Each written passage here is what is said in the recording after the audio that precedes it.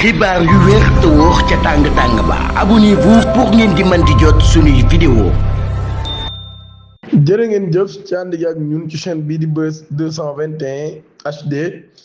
ginnaaw bi ñu leen nuyoo comme ni ñu ko daan defee saa su ne di ñaan ngeen abonné ci chaîne bi activé cloche de notification bi te aimé vidéo bi.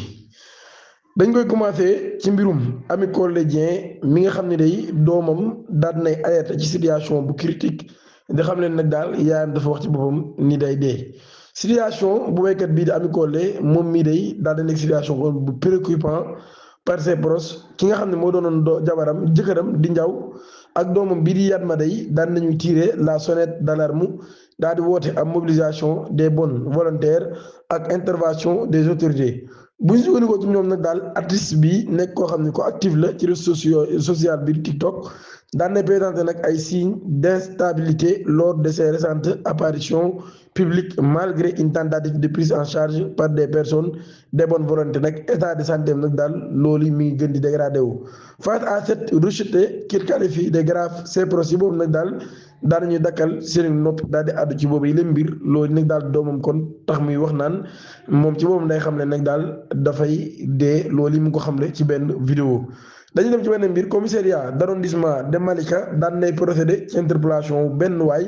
ngir des faits d'association de malfaiteurs cambriolage vol en réunion ak violence ak usage des moyens roulants. enquête bi daan nañ koy déclenché ginnaaw ab plainte pour vol boo xam ne nag daal moom mii ab plainte la bu ñu déposé par une victime contre X bu ñu sukkandikoo ci ay déclaration am moom mii il a été pris à partie par 3 individus circulant à bord de moto de type Jakarta. jamono boo xamee ne daal da doon quitté këram agresseur ci boppam nag ñoom ñi ñoo daal dérobé saagam ak pièce d'identité ak li nga xam ni moo di carte Wave ak ab somme boo xam ne nag yoroon na ko. investigation yi nag daal loolu li ñu daan koy mané par les éléments de la brigade de recherche de commissariat d'arrondissement de Malika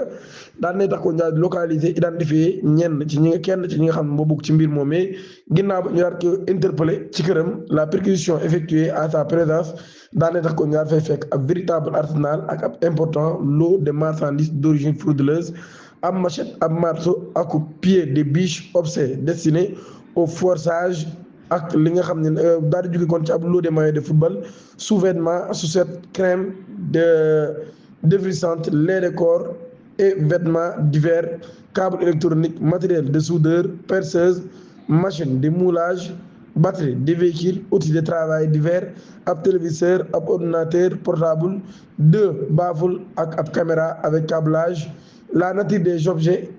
notamment les outils de cambriolage et la proximité du domicile des suspects et avec plusieurs commerces victimes de vol ont permis d'établir des liens formels avec d'autres